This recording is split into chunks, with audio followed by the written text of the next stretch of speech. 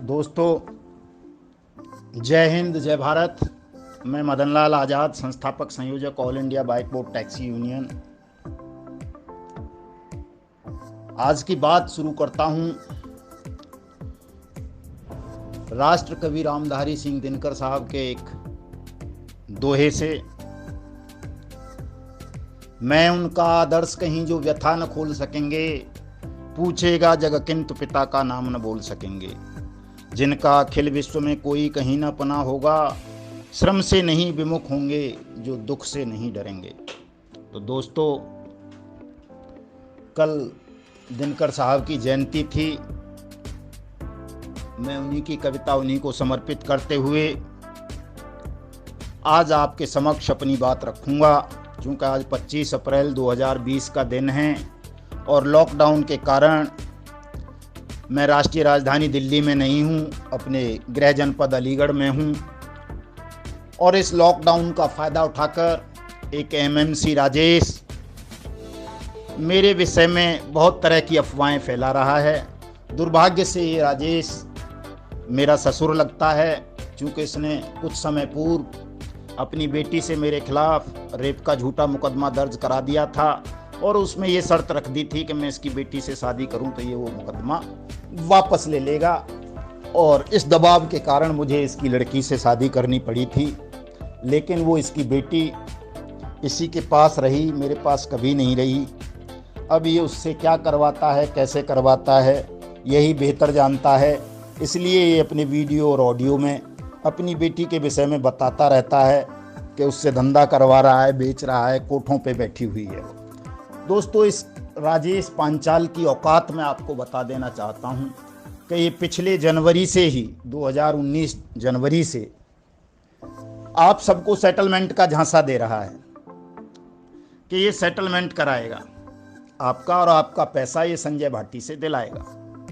आप सबने देखा है, इसकी फेक निकली थी वो वेबसाइट भी।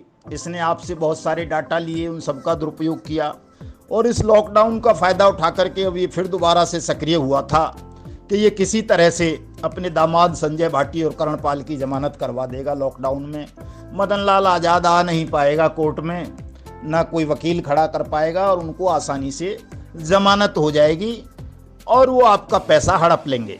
दोस्तों, जैसे ही मुझे इसकी सूचना मिली, इसकी साजिश का जानकारी हुई, मैंने तुरंत आह्वान किया अपने तमाम पीड़ित भाई बहनों का और उनसे कहा कि वो हज़ारों की तादाद में अपनी शिकायत, अपनी याचिका ईमेल के द्वारा सुप्रीम कोर्ट को और प्रधानमंत्री को, यूपी के चीफ मिनिस्टर को, डीजीपी उत्तर प्रदेश को, पुलिस कमिश्नर दिल्ली को और अन्य एजेंसीज़ को भेजें। मेरे उस एक आह्वान पर हज़ारों लोगों ने ईमेल के मार्फत अपनी याचिकाएं सुप्रीम कोर्ट और अन्य एजेंसीज को भेज दी, जिससे बौखला कर ये पांचाल नामक दलाल आज सुबह से ही अपने बाल नोच रहा है, पागल हो गया है, उलझुल बकवास कर रहा है और मेरे खिलाफ दुनिया भर की FIR ये वो दिखा रहा है। तो मैं इसके माध्यम से आप सबको ये बता देना चाहता हूँ कि आप सबको निराश होने की आवश्यकता नहीं है। सत्य और सत्ता की दुश्मनी इतिहास प्रसिद्ध रही है।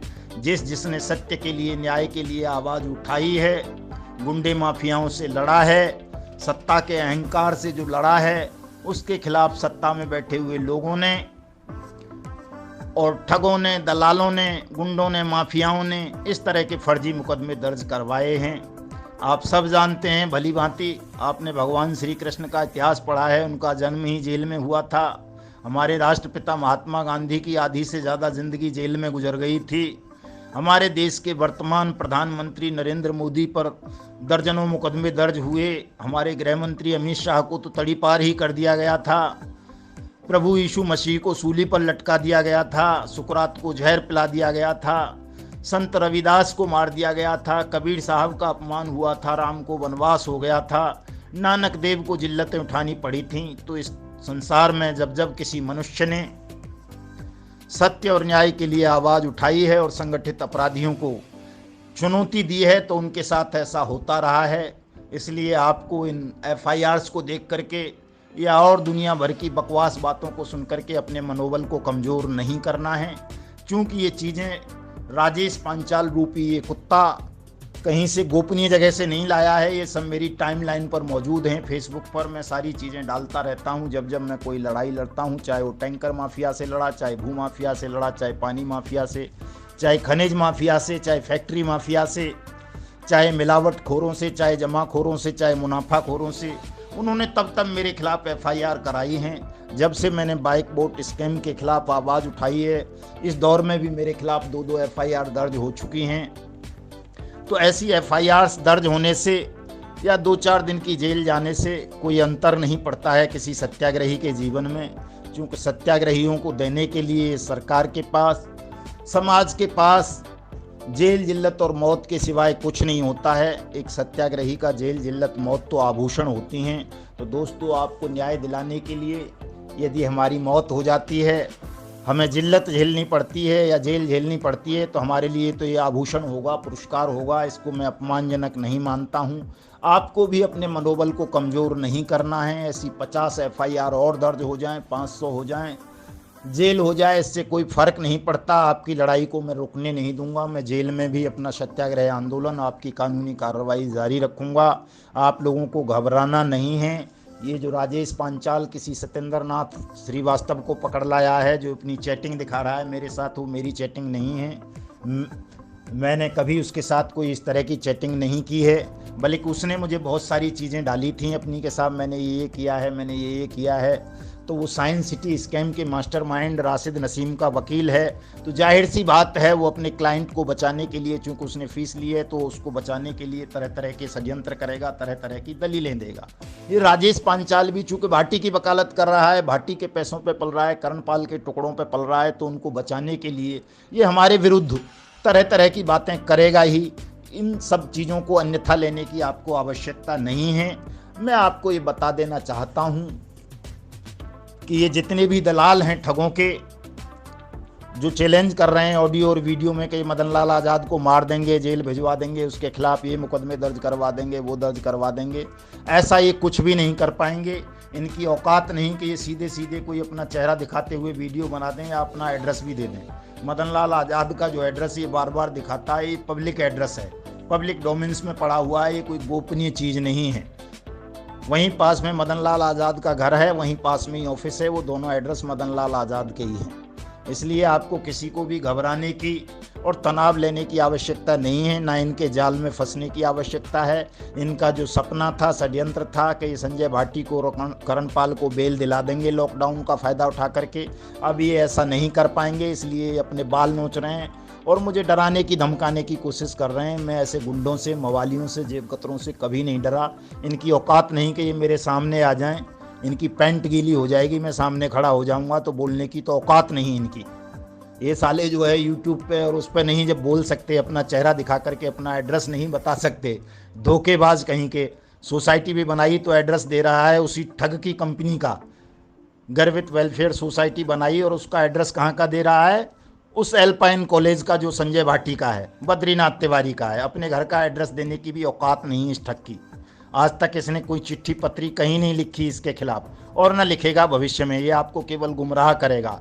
जिस तरह संजय भाटी का षड्यंत्र था कि वो आपको 1 साल आगे के पोस्ट डेटेड चेक दे करके कानूनी कार्रवाई से बच जाएगा, उस षड्यंत्र को ही कंप्लीट करने के लिए राजेश पांचाल आपके खिलाफ एक नया षड्यंत्र और रच रहा है कि आप लोग किसी तरह से कानूनी कार्रवाई ना करें और सेटलमेंट के झांसे में आकर के चुप बैठ जाएं, बल्कि उल्टे मदन लाल आज़ाद के खिलाफ शिकायतें करने लगें। तो दोस्तों, मुझे कोई डर नहीं है। जिसको लगता है कि उसके साथ मैंने कोई धोखाधड़ी की है, वो मेरे खिलाफ शिकायत कर सकता है। मैं कोई डरता वरता नहीं हूँ किसी भी गलत आदमी से, इससे भी नहीं डरता। आप सबको पता है कि मैं चौड़े में बैठता हूँ, चौड़े में बैठकर कार्रवाई करता हूँ, दिन रात कोर्ट में घूमता हूँ, दिन रात पुलिस थानों में घूमता हूँ, दिन रात सड़कों पर आंदोलन करता हूँ। इसलिए आपको किसी को भी डरने की और बहकावे में आने की आवश्यकता नहीं है। मैं इस ऑडियो संदेश के माध्यम से आप सबको बता देना चाहता हूं कि मेरे पास चाहे बाइक बोट स्कैम का मामला है, चाहे हेलो टैक्सी का, चाहे टॉप राइड का, चाहे साइंस सिटी का, चाहे RMCL का, चाहे ब्लू फॉक्स मोशन का, चाहे किसी अन्य कंपनी का, मैं तमाम कंपनीज के मालिकान को, प्रबंधकों को, डायरेक्टर्स को जेलों में भिजवाऊंगा, जेलों में बंद रखूंगा, उनकी अंतिम क्रिया जेलों के अंदर ही करवाऊंगा और आपका पैसा मैं कानून के माध्यम से, सत्याग्रह के माध्यम से आप सबको सरकार से वापस कराऊंगा, सेबी से वापस कराऊंगा।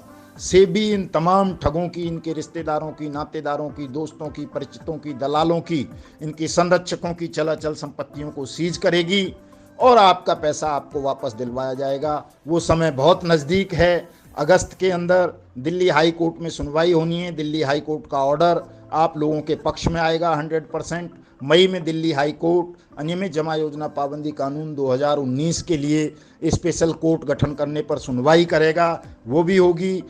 ऑनरेबल सुप्रीम कोर्ट में हमारी क्रिमिनल रिट पिटीशन पेंडिंग है, उस पर भी आदेश आना है। ये मामले सीबीआई के हवाले होने हैं और इनमें अनियमित जमा योजना पाबंदी कानून 2019 के तहत स्पेशल कोर्ट्स का गठन होगा और 180 वर्किंग डेज के तहत ट्रायल कंप्लीट होने के बाद आपका पैसा आपको दोगुना होकर के वापस मिलेगा। मैं ये आज भी कह रहा हूँ, कल भी कह रहा था, हमेशा कहता हूँ, आपको इस ठग के किसी भी बहकावे में नहीं आना है, क्योंकि ये जलील किस्म का ठग है। इसकी कोई औकात नहीं है, कोई मान नहीं है, मर्यादा नहीं है। जो अपनी बेटी को नंगा कर सकता है, जलील कर सकता है दुनिया के सामने, उससे रेप के झूठे आरोप किसी सत्याग्रही के मार्ग को रोकने के लिए लगवा सकता है, तो ऐसे आदमी की क्या औकात होगी, क्या मान होगा, क्या मर्यादा होगी, क्या इज्जत होगी, इसका अंदाज आप सब लगा सकते हैं। मैं पुनः आप सबसे ये अनुरोध करूंगा, चूँकि आपकी तादाद लगातार बढ़ती जा रही है और जो मई में हमारा राष्ट्रव्यापी सत्याग्रह आंदोलन ठग मुक्त बेईमान रहित भारत के निर्माण के लिए होना है, उससे घबराकर ये ठग और इनके दलाल अब आपस में एकजुट हो गए हैं। मैं तो पहले ही कहता था कि इन्होंने बारी बारी से हमारे देश के 2 लाख सैनिकों को और लाखों सामान्य नागरिकों को ठगा है। अब इन सब की हकीकत सामने आती जा रही है, चाहे वो राशिद नसीम हो, संजय भाटी हो, करणपाल हो, बद्रीनाथ तिवारी हो, राजेश महतो हो, महापात्रा हो, डेजी मेनन हो, सुंदर भाटी हो, अजीत चौधरी हो, ये तमाम लोग अब आपस में मिलकर के संगठित होकर के all India bike board taxi union को, मदन लाल आज़ाद के कारवां को, मिशन को रोकना चाहते हैं, लेकिन ये रोक नहीं पाएंगे। इन्हें मेरा खुला चैलेंज है, ये चाहे जो कर लें, इनका विनाश निश्चित है। रामधारी साहब ने ही एक बात और कही है कि जब नाश मनुष्य पर छाता है, बुद्धि विवेक खो जाता है, तो इनका बुद्धि और विवेक सब खत्म हो चुका है। अगर ये ईमानदार होते तो इन सब के पास आपके खाते नंबर हैं, ये उनमें आपका पैसा वापस कर देते, लेकिन इनकी नीयत ठीक नहीं है, ये ईमानदार नहीं हैं, ये सब साले खानदानी ठग हैं, चोर हैं, आपका पैसा हड़पना चाहते हैं षड्यंत्रों के माध्यम से। इसलिए इन दलालों को इन्होंने लगाया है। इन दलालों की हिस्ट्री सबको पता है, बहुत सारे लोग आप में से जानते हैं कि आज भी नेटवर्किंग का धंधा कर रहे हैं, आज भी आप लुटे पिटे लोगों को और लुटवाना चाहते हैं। All India bike board taxi union जो आपसे फीस ले रही है, उसके बदले आपका काम कर रही है, आपके केस को लड़ रही है, सत्याग्रह कर रही है और दिन रात आपके लिए हम मेहनत कर रहे हैं, आपको न्याय दिलाएंगे। इसमें आपको किसी को भी कोई भी लेस मात्र भी संदेह करने की आवश्यकता नहीं है। आप मेरा व्हाट्सएप नंबर नोट कर लें 7827581213। दूसरा नंबर नोट करें 8470010385। तीसरा नंबर नोट करें 9560479048। हमारे अध्यक्ष आज़ाद सिंह शेखावत जी का नंबर डिस्क्रिप्शन में होगा। हमारे महामंत्री शैलेंद्र श्रीवास्तव, मनोज सिंह जी का नंबर डिस्क्रिप्शन में होगा। और जितने भी साथी हैं, आप उनसे भी किसी से भी कभी भी किसी भी समय सलाह मशवरा कर सकते हैं। आपकी लड़ाई को हम जारी रखेंगे, आपकी डूबी हुई रकम को आपको वापस दिलाएंगे। आप सब लोगों को निर्भय रहना है, किसी भी तरह से इन ठगों से या इनके दलालों से भयभीत नहीं होना है। आपको ये सोचकर चुप नहीं बैठ जाना कि आप बेल्ट की नौकरी में हैं, आप किसान हैं, मजदूर हैं, कैसे इन ठगों से लड़ेंगे, कैसे इन माफियाओं से लड़ेंगे। तो साथियों, मैं आपको बता देना चाहता हूं कि मदन लाल आज़ाद ने अकेले ही बड़े बड़े माफियाओं को झुका दिया है, गिरा दिया है और उनके हलक में लाठी डाल करके कानून की उनसे पैसे वापस छीन लिए हैं। इन दलालों को बता दो कि यूनियन का मतलब क्या होता है। यूनियन जूते भी लगाती हैं और अपने पैसे भी वापस लेती हैं। इन दलालों का, इन ठगों का हम ऐसा जुलूस निकालेंगे जूता मारते मारते कि ये गंजे हो जाएंगे। ये हमें तो क्या गंजे करेंगे। इन दलालों को इनकी औकात बता देनी है। जैसे ही लॉकडाउन खुलेगा, हम राष्ट्रव्यापी सत्याग्रह आंदोलन आरंभ करेंगे और इन दलालों के, इनके आकाओं के छुपने के और बचने के तमाम रास्तों को बंद कर देंगे। साथियों, मैं पुनः आपसे अपील करूंगा कि जिन साथियों ने अभी तक, चाहे वो बाइक बोट स्कैम के पीड़ित हों, हेलो टैक्सी के हों, टॉप राइड के हों, गो बाइक के हों, गोवे के हों, RMCL के हों, साइंस सिटी के हों, या किसी भी अन्य स्कैम की ठगी के शिकार बने हैं, तो आप सब लोग अपनी शिकायत all India bike boat taxi union को भेजेंगे, ताकि ये दलाल आपके इस कारवां को रोक ना सकें, आपकी मेहनत की कमाई को हड़प ना सकें। जय हिंद, जय भारत।